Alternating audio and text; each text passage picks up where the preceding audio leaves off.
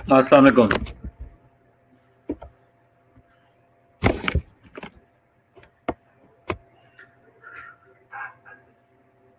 जी, कैसे हैं आप लोग बेटा?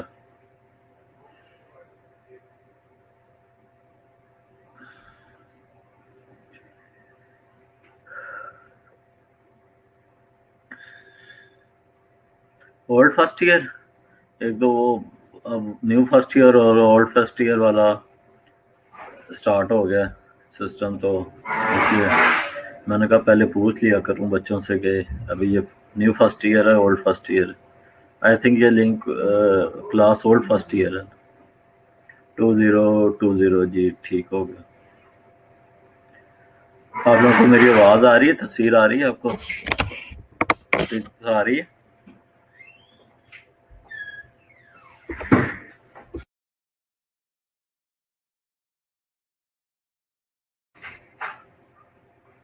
चलें बच्चे आ लें, 1-2 मिनट में फिर हम स्टार्ट करते हैं। हमारी रिवीजन चल रही है, ठीक है?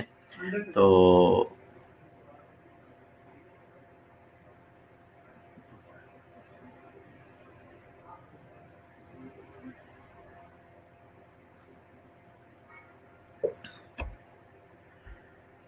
मीनवाइल मैं लेक्चर उठा लूँ। हम बात कर रहे थे नेटवर्क की और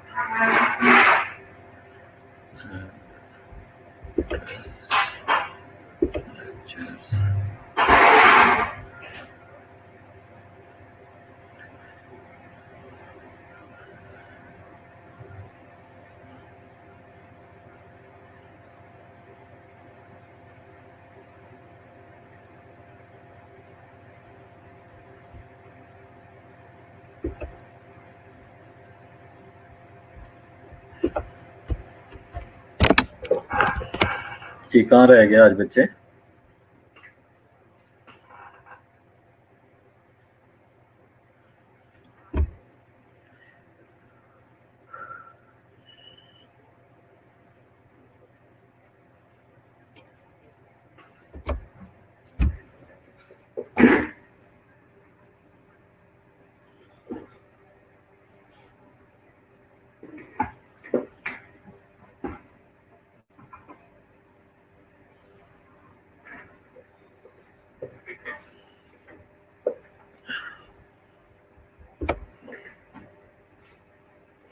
तीन बच्चे अभी तक।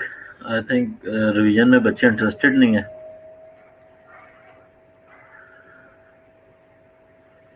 आप लोगों को मेरी आवाज आ रही है? जी निम्रा, आवाज आ रही है आपको मेरी? अंबर,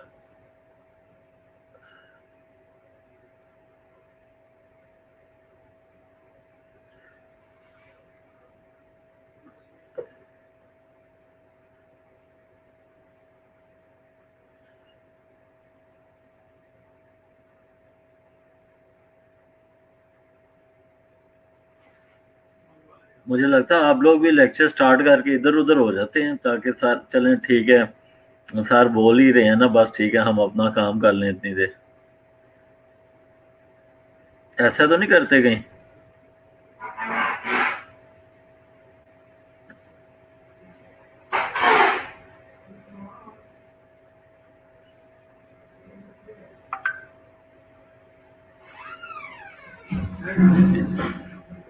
आवाज वो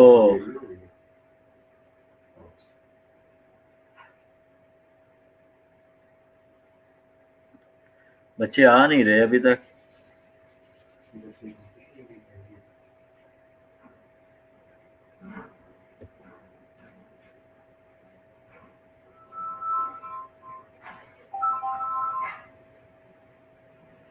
पांच बच्चे आए हैं अभी तक।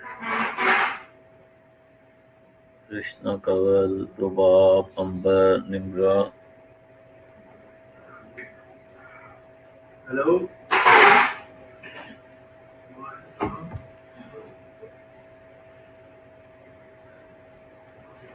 मैं सलेम हॉस्टल में हूँ तकरीबन 3:30-4 बजे 4 बजे तक।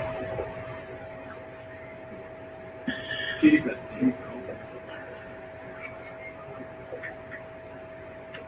अच्छा जी, स्टार्ट करते हैं।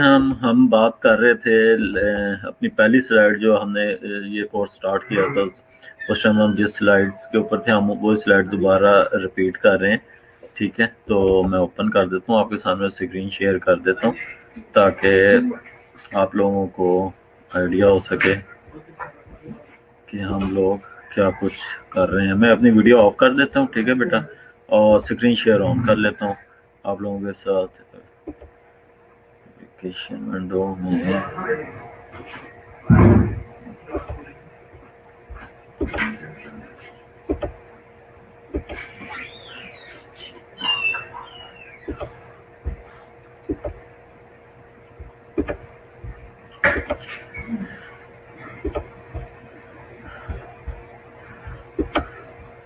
जी। अच्छा जी, हम मेरे ख्याल में ये सारा कुछ कर चुके थे।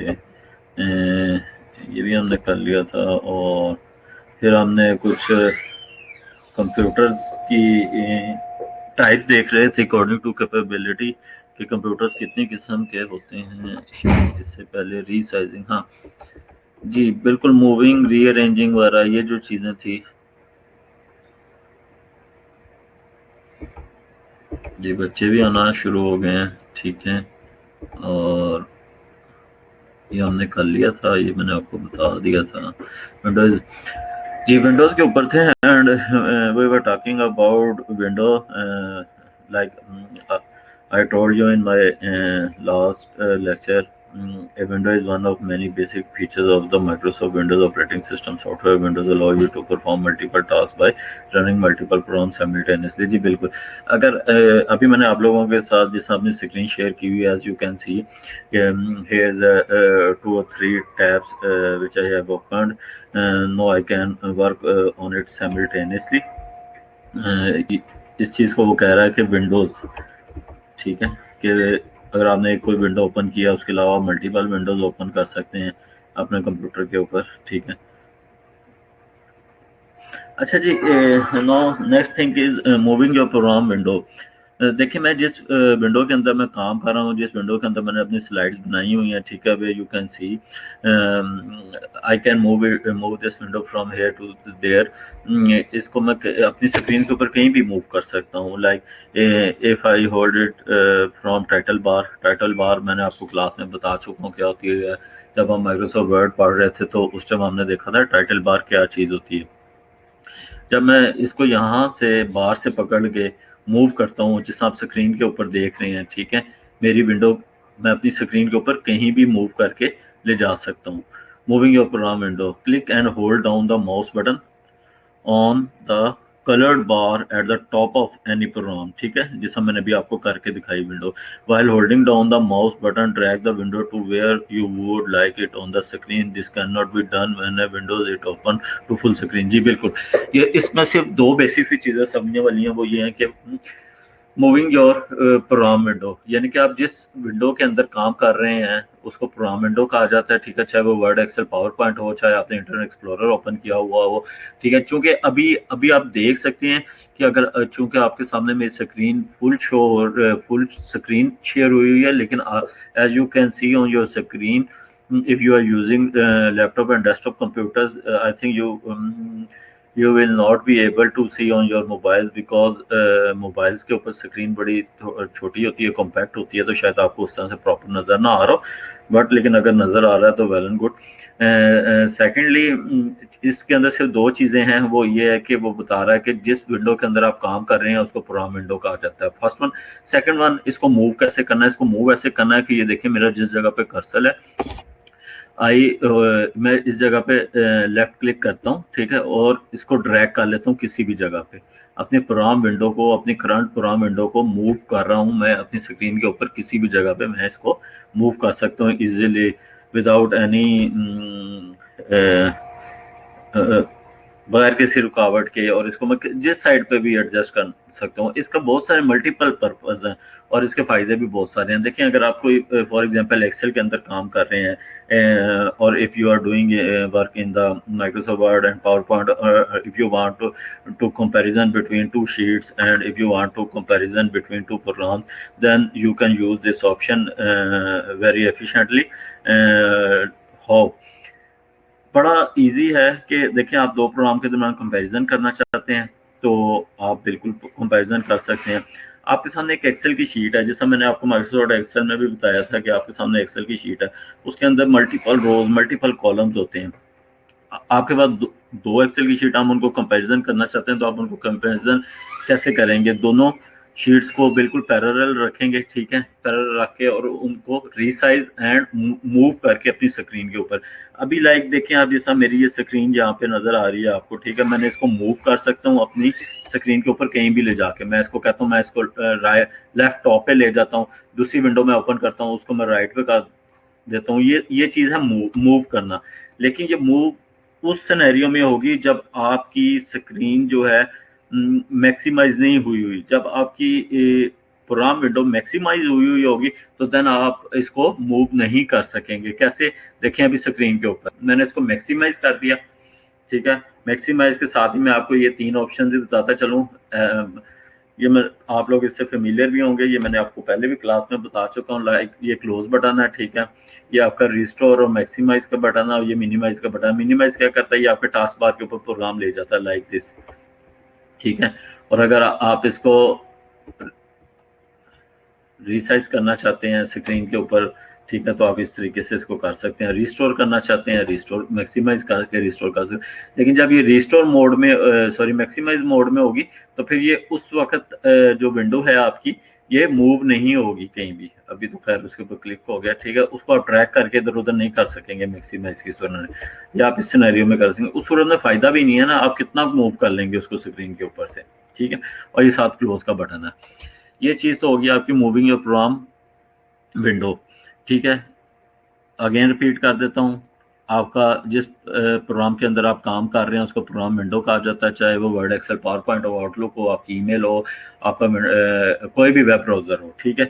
आप कोई भी काम कर रहे हैं, जिस विंडो के अंदर काम कर रहे हैं उसे प्रोग्राम विंडो कहते हैं। और अब हम no we are talking about resizing moving of any kind of window, ठीक है। किसी भी विंडो को हम प्रोग्राम विंडो को हम किस तरह से मूव कर सकते हैं, किस तरह उसको रिसाइज कर सकते हैं। मूविंग आप समझिए किस तरीके से करना है, ठीक है।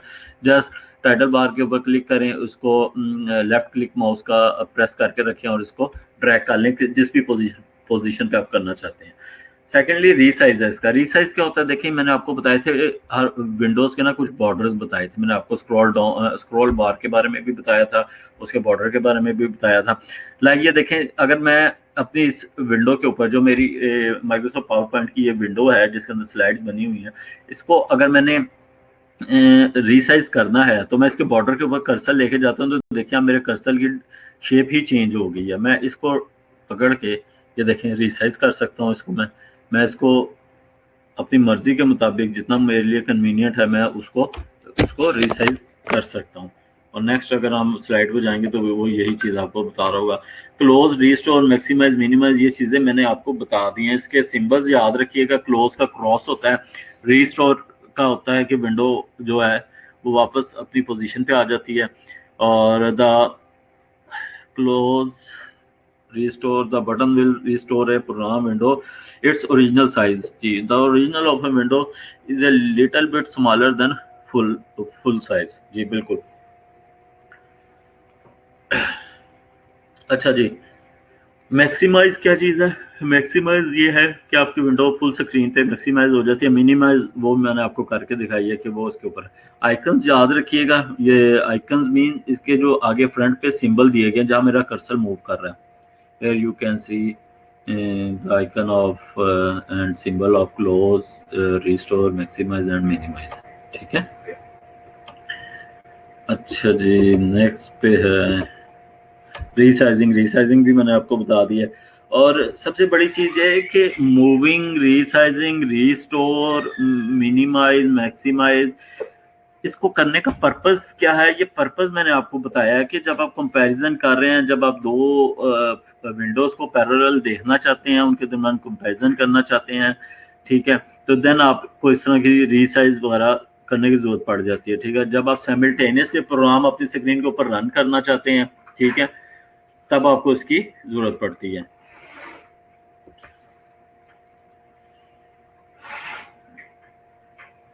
अच्छा जी, ये अगेन वही है कि आपने विंडो को कैसे कहाँ कहाँ से ड्रैग करके रिसाइज कर सकते हैं।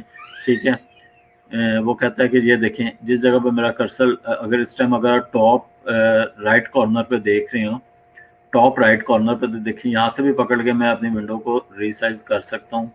ठीक है, और फिर उसके बाद मैं इसको हॉरिजेंटली भी कर सकता हूँ लाइक दिस, एंड इसको मैं वर्टिकली भी कर सकता हूँ। ये देखें नीचे आप टॉप पे देखें, आवाज आ रही है जी, आवाज आ रही है, मैं तो बोल रहा हूँ मुझे तो आवाज आ रही है।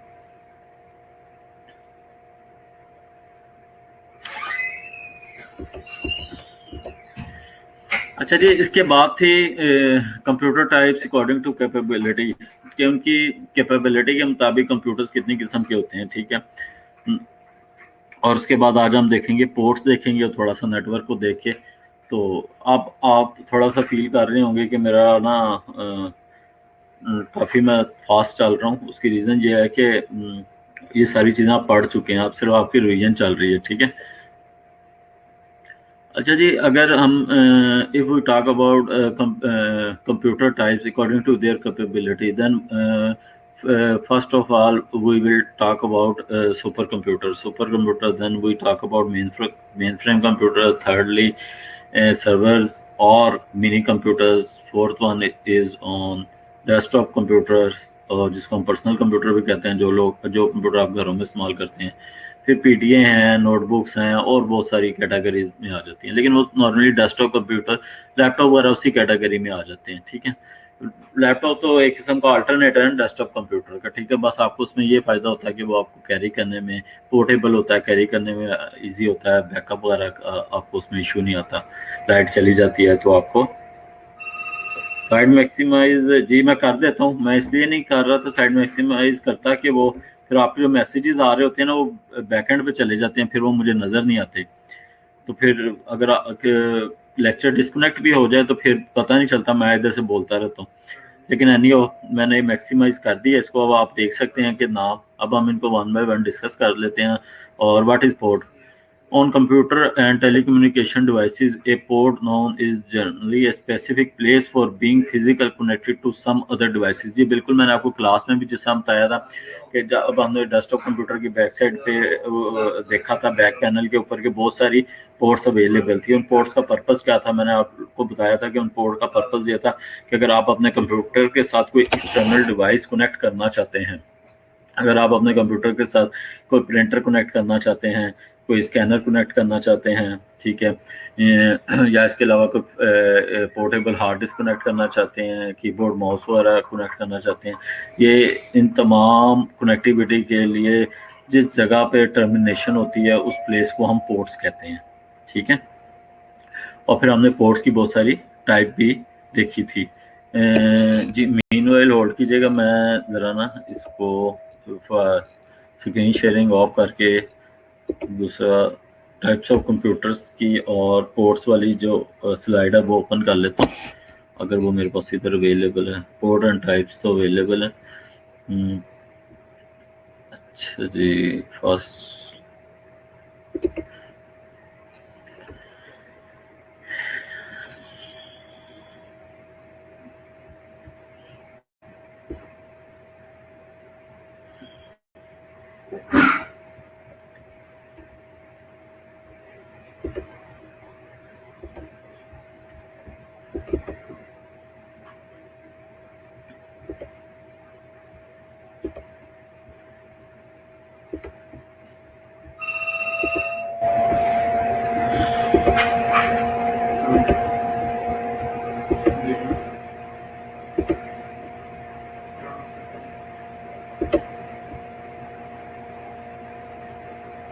जी, अब स्लाइड आपके साथ शेयर हो रही है फुल स्क्रीन?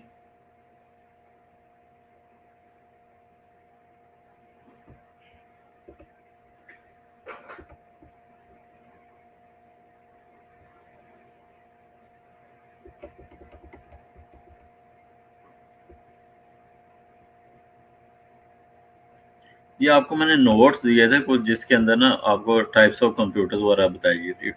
ये वही चीज़ें हैं, वो अभी हम देख लेते हैं इसको वन बाय वन। और जैसा मैंने आपको अभी थोड़ी देर पहले बताया कि computer types according to their capability, तो उसमें जो टॉप ऑफ द लिस्ट है सुपर कंप्यूटर। सुपर कंप्यूटर की अगर हम बात करते हैं तो super computer is a computer that perform at और near the currently highest operation rate for computers. ऐसा कंप्यूटर जो कि अपनी फुल कैपेसिटी के साथ और मैक्सिमम स्पीड और ऑपरेशन रेट के साथ फंक्शन करता है, काम करता है, उसको हम सुपर कंप्यूटर कहते हैं।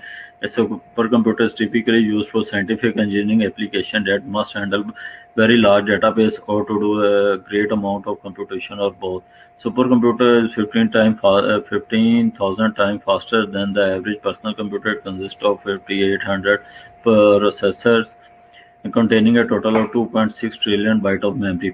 अच्छा, ये जो इसके अंदर फिगर्स लिखे हुए हैं ना, देखें सबसे पहली जो चीज़ इसमें ना आपको देखने और समझने वाली है वो ये चीज़ है कि सुपर कंप्यूटर जो है ना एक आम पर्पज़ के लिए किसी भी एज ए इंडिविजुअल नहीं यूज़ किए जाते। सेकेंडली मतलब कि वो इतने एक्सपेंसिव होते हैं और इतने हाई कॉस्ट होते हैं कि उनको आप ऐसे नहीं कर सकते कि आप उनको कहेंगे जी हमने पर्सनल सुपर कंप्यूटर को as a alternate of personal computer we want to use it at home. It is not possible. We cannot afford a supercomputer at home. Obviously, as here mentioned in this paragraph, supercomputer is typically used for scientific and engineering applications. ठीक है, और जब हम scientific and engineering applications की बात करते हैं तो obviously we are talking about institute. And when we talk about institute, the institute की बात करते हैं तो ऑब्वियसली कोई बहुत बड़ा ऑर्गेनाइजेशंस होती हैं, कोई गवर्नमेंट लेवल के ऊपर ऑर्गेनाइजेशंस हो सकती हैं, गवर्नमेंट लेवल पे इंस्टीट्यूट हो सकते हैं जो कि ये सुपर कंप्यूटर यूज़ करते हैं। और सुपर कंप्यूटर का सबसे बड़ा एडवांटेज ये है कि इसकी स्पीड जितने अवेलेबल कंप्यूटर्स हैं उन सबसे ज़्यादा होती है, लेकिन इसका आप समझ लें कि इसकी एक और प्रॉपर्टी है इसकी कि ये एक टाइम में सिर्फ एक फंक्शन परफॉर्म कर रहा होता है। मे भी अब जो सुपर कंप्यूटर लेटेस्ट आ रहे हों उनके अंदर ये वो इतने कैपेबल हों कि वो सिमिल्टेनियसली मल्टीपल टास्क परफॉर्म कर रहे हों जिनको मल्टीटास्किंग कहा जाता है, लेकिन सुपर कंप्यूटर इनको बोला इसलिए जाता है कि ये एक काम इंतहाई स्पीड में परफॉर्म करते हैं as compare to other computers. ठीक है, और इसके अंदर जो यहाँ पे इस पैराग्राफ के अंदर स्पेक्स लिखी हुई है ना कि 15,000 टाइम फास्टर दैन, ये एक पुरानी फिगर है। ठीक है, आपके अगर सुपर कंप्यूटर की बात करें या अगर आप गूगल करके सुपर कंप्यूटर्स की स्पेसिफिकेशन या इंटरनेट के ऊपर जाके चेक करें तो आपको ये फिगर्स कुछ भी नहीं नजर आएंगे। ठीक है, पुरानी बुक से डाटा लिया गया तो इस पॉइंट ऑफ व्यू से आपको सिर्फ समझाने के लिए बताया गया कि यहाँ पे आपको बताने का मकसद ये है सुपर कंप्यूटर के बारे में कि सुपर कंप्यूटर जो है ना वो हम एज ए इंडिविजुअल नहीं यूज़ करते, मतलब घरों में यूज़ नहीं करते, वो किसी एक छोटी मोटी ऑर्गेनाइजेशन में भी यूज़ नहीं होते, बहुत बड़े इंस्टीट्यूट इदारों में यूज़ किए जाते हैं सुपर कंप्यूटर, और ये कोई स्पेसिफिक टास्क परफॉर्म करने के लिए यूज़ किया जाता है। और उसका स्पेसिफिकेशंस क्या होती हैं कि ये आम कंप्यूटर के निस्बत बहुत ज़्यादा फास्टर होते हैं, इनकी मेमोरी बहुत ज़्यादा होती है और इनके अंदर बहुत सारी जो फंक्शंस है ना आम कंप्यूटर के निस्बत बहुत हाई स्पीड होते हैं। सेकेंडली मेन फ्रेम कंप्यूटर्स हैं। Main frame computer super computer में डिफरेंस ये है कि मेन फ्रेम कंप्यूटर साइमल्टेनियसली बहुत सारे फंक्शंस परफॉर्म कर सकता है, लेकिन सुपर कंप्यूटर में इस तरह से नहीं है। ठीक है, बड़ी ऑर्गेनाइजेशन इन कंप्यूटर को यूज़ करती हैं। A very large and expensive computer capable of supporting 100 और इवन 1000 ऑफ यूजर साइमल्टेनियसली, जो बात अभी मैंने पहले की है।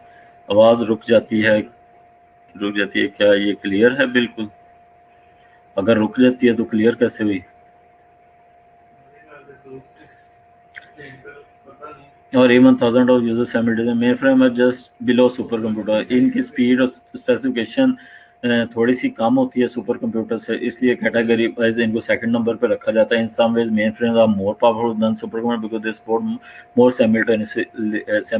This is the point now I was talking about the difference between supercomputer and mainframe computer is this mainframe computer is working simultaneously simultaneously with multiple user and programs, but supercomputer works on a one task, or he can perform only one function at a time, and mainframe computer can perform multiple operation and multiple support to multiple users.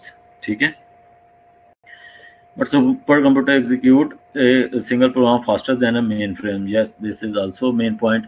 The supercomputer एक single program को ज़्यादा तेजी से execute करता है as compared to mainframe computer. The distinction between all small frames and microcomputer is not clearly expressed. ठीक है, वो कहता है कि जी इन दोनों के दरमियान जो डिफरेंस है ना वो इतना क्लियर नहीं है. अगर आप इसको डिफरेंस के पॉइंट ऑफ व्यू से देखना चाहते हैं तो देन वही बात है जो कि हम ऊपर डिस्कस कर चुके हैं. और वो हमने क्या डिस्कस किया, वो हमने ये डिस्कस किया कि सुपर कंप्यूटर अगर जब हम एक प्रोग्राम को रन करने की बात या एक फंक्शन परफॉर्म करने की या एक टास्क परफॉर्म करने की बात करते हैं तो then obviously super computer can perform faster than mainframe computer. But when we talking about multiple programs then obviously mainframe can work better than supercomputer because mainframe computer works simultaneously on multiple application and he can support multiple users. ठीक है, और इस दोनों main frame super computer के दरमियान यही paragraph है, यही डिफरेंस है जो आपको मैं बता दिया. अच्छा जी, इसके बाद जो कैटेगरी आ रही है वो है सर्वर्स मिनी कंप्यूटर्स. सर्वर्स वो कंप्यूटर्स होते हैं जो नॉर्मली छोटी ऑर्गेनाइजेशन या मिड साइज ऑर्गेनाइजेशन होती हैं उन कंप्यूटर्स में यूज किया जाता है. As you can see on your screen, a mid size computer in size and power micro computer lies between work station and mainframe. In the past decade the distinction between large mini computers and small mainframe has blurred. अच्छा, इससे पहले जैसा मैंने आपको बताया ना कि ये मुश्किल है डिफरेंस करना सुपर कंप्यूटर और मेन फ्रेम कंप्यूटर के दरमियान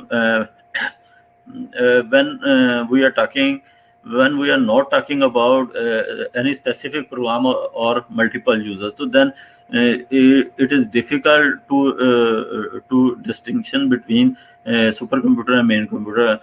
Likely here is he is saying कि मेन फ्रेम और जो सर्वर और मिनी कंप्यूटर्स के दरमियान जो डिस्टिंक्शन करना मुश्किल है, इसी तरह यही दोनों चीज़ों के दरमियान जैसा मेन फ्रेम और सर्वर्स के दरमियान डिस्टिंक्शन करना भी इसी तरीके से मुश्किल है. नॉर्मली सर्वर्स यूज़ कहाँ किए जाते हैं? सुपर कंप्यूटर की बात अगर कोई आपसे पूछे तो आप कह सकते हैं बड़ी ऑर्गेनाइजेशन में उनका इस्तेमाल किया जाता है. मेन फ्रेम का थोड़ी मीडियम साइज या जहाँ पे आपने मल्टीपल फंक्शंस परफॉर्म करने होते हैं. ठीक है. थर्डली अगर कोई आपसे पूछे सर्वर्स कहाँ इस्तेमाल किए जाते हैं तो सर्वर्स आपका बहुत सिंपल सा आंसर होना चाहिए. सर्वर्स ऐसे ऑर्गेनाइजेशन में इस्तेमाल किए जाते हैं जो मिड साइज ऑर्गेनाइजेशन हो या बड़ी ऑर्गेनाइजेशन में भी इस्तेमाल किया जाता है, लेकिन इट डिपेंड्स के सर्वर्स की स्पेसिफिकेशन क्या. बेसिकली सर्वर्स होते हैं क्या?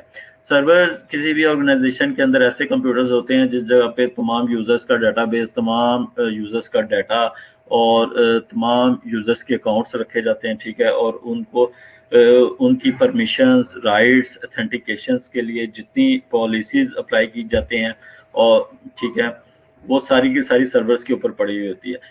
जब भी आप किसी ऑर्गेनाइजेशन के अंदर जाके काम करना स्टार्ट करते हैं तो ऐसे नहीं होता कि आप अपनी मर्जी से उस कंप्यूटर के ऊपर जाके मर्जी से जाएं और अपने नाम से अपनी मर्जी से लॉगिन होकर उसके ऊपर जो मर्जी काम करना शुरू कर दें. Like you work at home.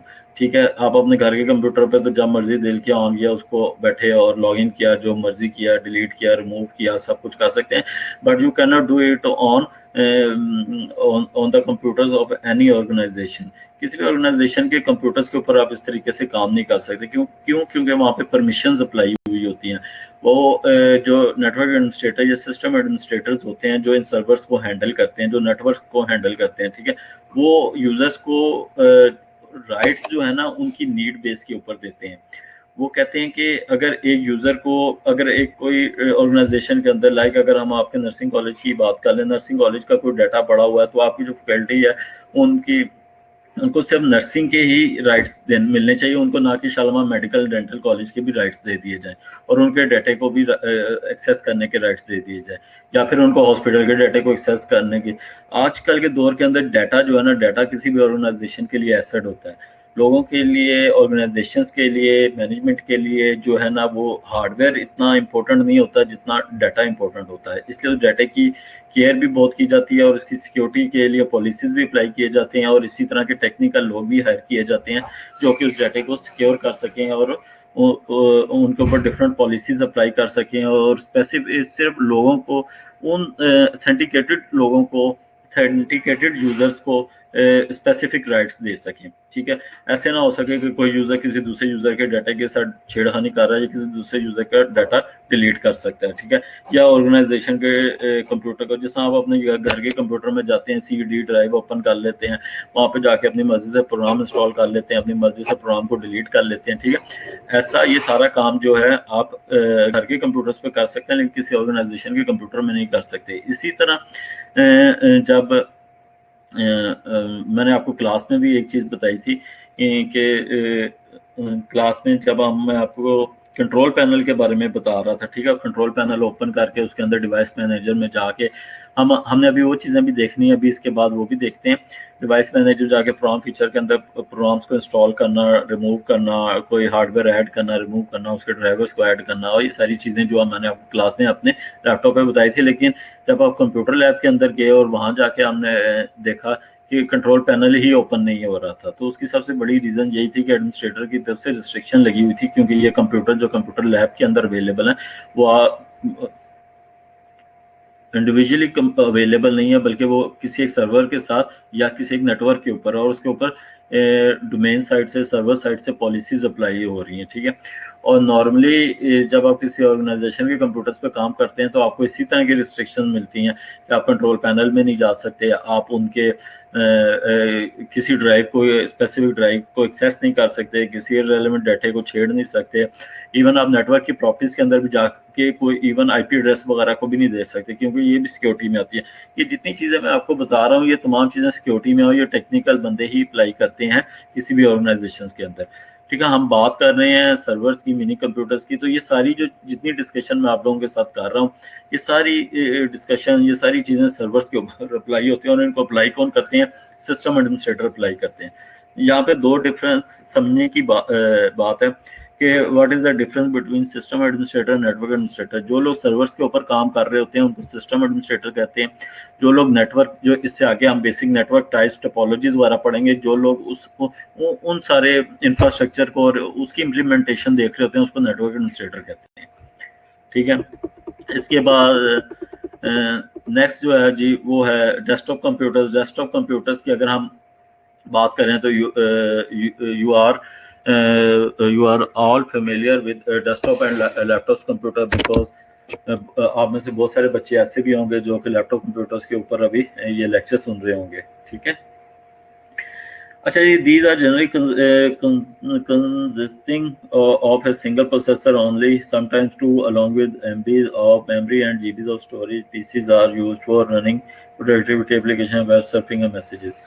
Personal computer का इस्तेमाल क्यों किया जाता है? नॉर्मली आपको अपना बेसिक असाइनमेंट्स बनाने के लिए, आपको ऑफिस वर्क करने के लिए, Word, Excel, PowerPoint use करने के लिए, इंटरनेट यूज़ करने के लिए, सॉन्ग सुनने के लिए, वीडियोस देखने के लिए, और गेम्स खेलने के लिए, आप इस काम के लिए डेस्कटॉप कंप्यूटर को यूज़ करते हैं। ठीक है, डेस्कटॉप कंप्यूटर से एक और ऊपर कैटेगरी है वर्क स्टेशन की भी। Work station normally professional use करते हैं, लाइक अगर कोई ग्राफिक डिज़ाइनर्स वगैरह हैं, कोई ऑटोकैड की एप्लीकेशन वगैरह लोग यूज़ करते हैं। ठीक है, तो वो वर्क स्टेशन का इस्तेमाल कर सकते हैं। बट ये डिफ्रेंशिएट करना कि what is the difference between work station and desktop computer, it is difficult and it is hard to say कि कोई मैं आपको यहाँ पे स्पेसिफिक पॉइंट बताऊँ कि इन दोनों के दरमियान डिफ्रेंशिएट हो सकता है। आजकल डेस्कटॉप कंप्यूटर्स भी इतने पावरफुल होते हैं कि वो वर्क स्टेशन से ज़्यादा बेहतर काम करते हैं। ठीक है, ब्रांडेड कंप्यूटर्स वगैरह होते हैं। अब जिस तरह आप लैपटॉप्स की बात करते हैं, डेस्कटॉप की कंप्यूटर बात करते हैं, जितनी स्पेक्स के लैपटॉप्स आप अवेलेबल हैं, उतनी स्पेक्स के हार्डवेयर लैपटॉप आपके डेस्कटॉप कंप्यूटर्स भी मार्केट के अंदर अवेलेबल हैं। ठीक है, अच्छा जी, ये सारी डिस्कशन तो हो गई हमारी super computer, main frame computer, server, mini computers, work station से मुतालिक, डेस्कटॉप कंप्यूटर और लैपटॉप वगैरह। डेस्कटॉप और लैपटॉप के बारे में आपको मैं ज़्यादा इसलिए नहीं बता रहा कि आप लोग इससे फेमिलियर हैं, आपको पता है डेस्कटॉप कंप्यूटर किस तरह का होता है। ठीक है, उसके अंदर एक LED होती है, कीबोर्ड, माउस होता है और CPU होता है। CPU आपको पता है क्या है, सेंट्रल प्रोसेसिंग यूनिट क्या है। और जिस तरह से कल भी हम डिस्कस कर रहे थे कि किसी कंप्यूटर के 4 मेजर सेक्शन होते हैं। First one input, second processing, third output and fourth one is storage. ठीक है, किसी भी कंप्यूटर को आप इनपुट देंगे, वो प्रोसेसिंग करेगा कंप्यूटर उसके ऊपर, फिर से उसके प्रोसेसिंग करने के बाद वो आउटपुट शो करेगा। नॉट डिपेंड ऑन यू कि आप उस आउटपुट को सेव करना चाहते हैं अपनी हार्ड डिस्क के ऊपर या अपनी स्टोरेज के ऊपर के नहीं। ठीक है, यहीं से यहाँ तक जो है कंप्यूटर्स की टाइप्स ख़त्म होती हैं। ठीक है, और आगे आगे आगे आगे आगे आगे हमने स्टार्ट करना है। स्लाइड के अंदर देखना पड़ेगा, नेटवर्क था, पोर्ट सी जी। मैं स्लाइड शेयर बंद करता हूँ और मैं आपके साथ पोर्ट्स की टाइप्स को हम डिस्कस कर लेते हैं। ठीक है,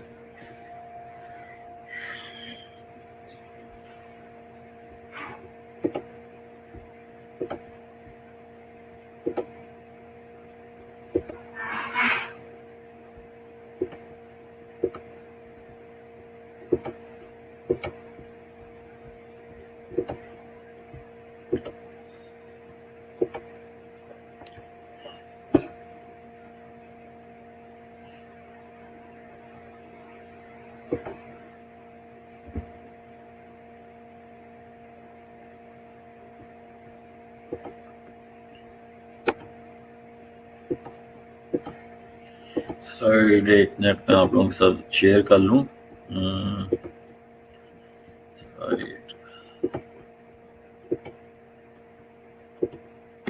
लोग ये देखना है, स्लाइड आ नहीं रही, ये वाली, ये है विंडो, ये एप्लीकेशन विंडो में आएगी ना, तो आ नहीं रही। शेयर नहीं ना, वो तो ये इसको शेयर कर देगा।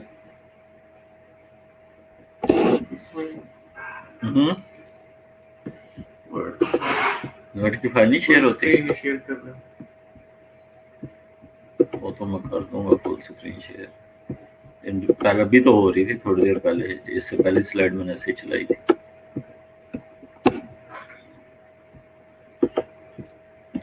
अच्छा जी, अब हम पोर्ट्स की बात कर रहे हैं। इससे पहले भी स्लाइड के ऊपर मैंने आपको बताया कि पोर्ट क्या चीज़ होती है। On computer and telecommunication devices, port known is generally specific place for being physical connected to some other devices. जी बिल्कुल, एक ऐसा टर्मिनेशन, एक ऐसी जगह जिस जगह पे कंप्यूटर के साथ आप कोई एक्सटर्नल डिवाइस को कनेक्ट करते हैं, उसको पोर्ट कहते हैं। और वो एक्सटर्नल डिवाइस आपकी कुछ भी हो सकती है, स्कैनर, प्रिंटर, कीबोर्ड, माउस, कोई भी चीज़ है। आप जिस जगह पे अपने सीपीयू के साथ जो टर्मिनेट चीज़ करेंगे, उस प्लेस को हम पोर्ट कहते हैं। यूजुअली ये with a socket and plug of some kind, typically a personal computers provide one और more serial ports and usually one parallel ports. जी बिल्कुल, अब हम देखते हैं सीरियल पोर्ट्स क्या होती हैं, पैरेलल पोर्ट्स क्या होती हैं।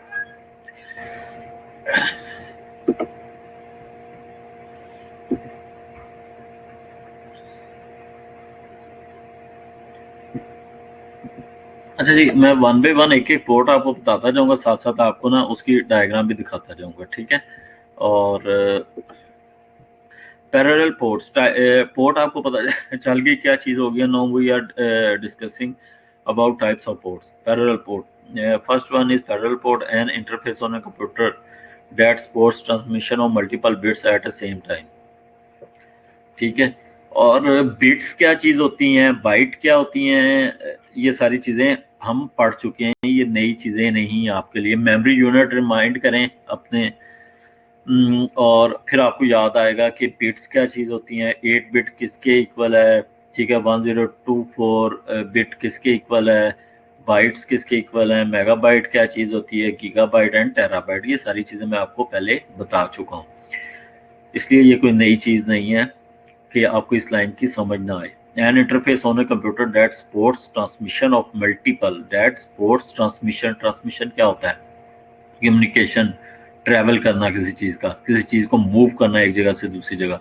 That supports transmission of multiple bits, ठीक है, at a same time, almost exclusively used for connecting a printer on IBM or compatible computers. The parallel port uses 25 pin connector. Parallel port के ऊपर normally आपके पुराने printer और scanner connect किए जाते थे। आजकल के printer and scanner parallel port पे नहीं यूज़ होते और अब पैरेलल पोर्ट का इस्तेमाल भी ख़त्म हो गया। ये 25 पिन है। अगर किसी पुराने कंप्यूटर के पीछे आप देखें तो इस तरह की पोर्ट मौजूद होती थी, इस तरह की बड़ी 25 पिन की, ठीक है।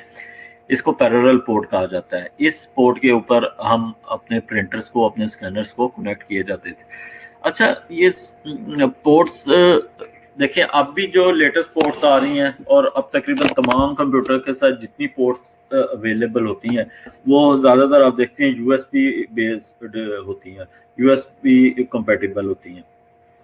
ये सारा काम करने की ज़रूरत क्यों पेश आई? पोर्ट्स तो पहले भी चल रही थी, कनेक्टिविटी तो पहले भी हो रही थी। देखिए, ये सारी एडवांसमेंट करने की ज़रूरत हमें इसलिए पेश आई दो चीज़ों की वजह से। एक पहली चीज़ तो ये है स्पीड, सेकेंडली कि एक स्टैंडर्ड बिल्ड करना, एक स्टैंडर्ड मेंटेन करना। कि कितना मुश्किल होता है कि आप बाज़ार से प्रिंटर, स्कैनर, कैमरा परचेज़ करके लाते हैं, ठीक है, कीबोर्ड, माउस परचेज़ करके लाते हैं। वहाँ आपको टेक्निकली बताना पड़ता है कि जी मेरा कीबोर्ड PS2 बेस कीबोर्ड है, सीरियल बेस कीबोर्ड है, यूएसबी बेस कीबोर्ड है, मेरा स्कैनर मेरे कंप्यूटर के अंदर LPT पोर्ट है, पैरेलल पोर्ट है, सीरियल पोर्ट है, ठीक है, या यूएसबी पोर्ट है, ये सारी चीज़ें। लेकिन अब कितना इजी हो गया, आप सिंपल मार्केट जाते हैं, आप कैमरा परचेज करते हैं, ले आते हैं, उसको ओपन करते हैं, पैकिंग से बाहर निकालते हैं, केबल लगाते हैं और वो केबल आप देखते हैं यूएसबी बेस। और आप तमाम बच्चे यूएसबी से फेमिलियर है क्योंकि आप अपने मोबाइल्स को चार्जिंग वाला जो करते हैं वो यूएसबी पोर्ट पे ही हो रही होती है या अपने कंप्यूटर से जो कनेक्ट करते हैं, ठीक है। लेकिन अगर ये पुरानी पोर्ट्स, आपको बताने का पर्पज़ ये है कि ये सारी किस तरीके से एडवांसमेंट हुई, कहाँ से चली, किस तरह से हुई, ठीक है। पैरेलल पोर्ट आपके सामने स्क्रीन के ऊपर नज़र आ रही है, 25 पिन पैरेलल पोर्ट। इसके ऊपर प्रिंटर या स्कैनर कनेक्ट किए जाते थे पुराने। अब इस पोर्ट एलिमिनेट हो गया, अब ये पोर्ट का इस्तेमाल नहीं है, ठीक है। और इसका इस पोर्ट का नुकसान ये था पहले कि इसके ऊपर डाटा स्लो रेट ट्रांसफ़र होता था, तो यूएसबी के ऊपर अब ट्रांसफ़र रेट बहुत ज़्यादा हाई है। पैरेलल पोर्ट, ठीक है। अच्छा जी, इसके बाद सीरियल पोर्ट। अच्छा, अब सीरियल पोर्ट की अगर हम बात करते हैं ना, तो सीरियल पोर्ट बहुत सारी हैं। सीरियल पोर्ट के ऊपर कैमरे भी कनेक्ट होते थे पहले। सीरियल पोर्ट के ऊपर कीबोर्ड या माउस भी कनेक्ट होते थे, अभी देखते हैं इसकी डायग्राम में। और सीरियल पोर्ट 9 पिन ये होती थी। It is a general purpose personal computer communication port in which 1 bit of information is travel at a, सिर्फ एक बिट ट्रांसफर होता था एक टाइम में, ठीक है। In past most digital cameras were connected to a camera computer serial port in order to transfer image to the computer. Recently, however, the serial port is being replaced by much faster USB port on digital cameras as well as computers. ये चीज़ मैं आपको बता चुका हूँ कि पुरानी ports के नुकसान क्या थे और यूएसबी का फ़ायदा क्या है, ठीक है। स्कजी देखने से पहले मैं आपको सीरियल पोर्ट दिखा दूँ। देखें जी, ये स्क्रीन के ऊपर आपको सीरियल पोर्ट नज़र आ रही है। ये 9 पिन होती थी। अगर आप थोड़ा सा गौर से देखें, इसके अंदर तो कितनी पिन लगी हुई है, 1 2 3 4 5 6 7 8 एंड 9। ये 9 पिन सीरियल पोर्ट, ठीक है।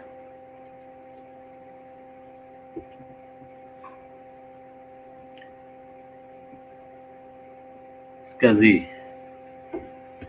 a port that faster than serial and parallel port but slower and harder to configure than the new USB port। जी बिल्कुल, जो in between थी, like serial and parallel port and USB port, that's called SCSI, also known the small computer system interface। ये abbreviation है इसका, SCSI का, small computer system interface, high speed connection that enables devices such as hard disk drives and network adapters to be attached to a computer। जी बिल्कुल, ये जिस तरह serial port और आपको मैं पैरेलल पोर्ट बता रहा हूँ ना कि ये किस टाइप की डिवाइसेस इसके थ्रू कनेक्ट की जाती थी। इसी तरह SCSI के थ्रू हम हार्ड डिस्क वगैरह कनेक्ट कर सकते थे पुरानी। अब ये भी इस्तेमाल में नहीं होती, इसकी भी जगह साटा ने ले लिया। साटा से आप लोग फेमिलियर होंगे या नाम सुना होगा, आपके कंप्यूटर्स में भी लगी भी हो साटा हार्ड ड्राइव, ठीक है। और यूएसबी से तो आप फेमिलियर हैं। Universal serial bus is a plug and play hardware interface for peripheral such as the keyboard, mouse, joystick, scanner, printer. अब देखें, अब 95%, और अगर इससे भी मैं ज़्यादा बात करूँ तो जितनी डिवाइसेस आती हैं वो सब यूएसबी बेस ही आती हैं। अब आप अगर अपने कोई लेटेस्ट कंप्यूटर या थोड़ा सा भी लेटेस्ट कंप्यूटर आप परचेज करते हैं ना, थोड़े से मुराद ये है कि अगर आप थोड़ा सा बैक भी चले जाएं, पास्ट में भी चले जाएं, तो आपको अब ये वाली जो पोर्ट्स जो सबसे ऊपर PS2 पोर्ट्स, एक पर्पल कलर की और ग्रीन कलर की, ये वाली उन कंप्यूटर्स में नहीं मिलेगी। सीरियल पोर्ट भी नहीं मिलेगी आपको, या LPT पोर्ट भी नहीं मिलेगी। हाँ, आपको विजय पोर्ट जरूर मिलेगी, लेकिन अब लेटेस्ट कंप्यूटर्स के अंदर विजय पोर्ट भी रिप्लेस हो गई है HDMI के साथ और डी पोर्ट के साथ। ठीक है।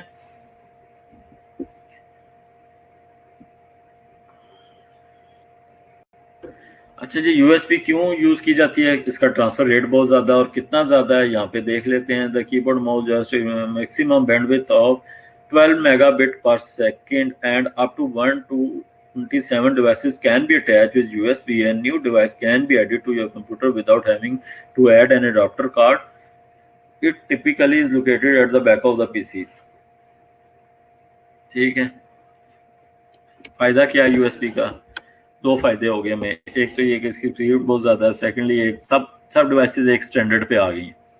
अब हमें ये नहीं प्रॉब्लम कि हमारे कंप्यूटर में ये पोर्ट है, हम कैमरा परचेज करें, हम स्कैनर परचेज करें, हम प्रिंटर मार्केट में जाके परचेज करें या ना करें। अब हमें पता है हमें कोई चीज़ डिवाइस लेनी है, कोई भी कीबोर्ड माउस कुछ भी परचेज करना है, वो यूएसबी बेस है, हमारे कंप्यूटर के अंदर यूएसबी पोर्ट होनी चाहिए, हम उसको चला लेंगे। इथरनेट पोर्ट जी क्या होती है? Ethernet port is a network hardware interface used for data transfer and control between at least two devices that can support the IP protocol. It was introduced in 1980s and a first coaxial cable was used in 1985. The Ethernet port was standardized and twisted pair cable replaced the coaxial cable. In our days, twisted pair cable is used only on short distance, like the connection between computer modem or network port and Ethernet switch or router, or long distance fiber optic links are used to as Ethernet cable. ठीक है, इसके बारे में जो detail है इंशाल्लाह हम वो नेक्स्ट देखेंगे। बाकी पोर्ट्स तकरीबन आधी हो गई, आधी रह गई हैं। क्लास भी बस क्लोज होने वाली है। ठीक है, और अटेंडेंस मार्क कर दें आप लोग अपनी। स्क्रीन शेयरिंग में ऑफ कर रहा हूँ आपके साथ। ठीक है जी, कोई क्वेश्चन है तो पूछें।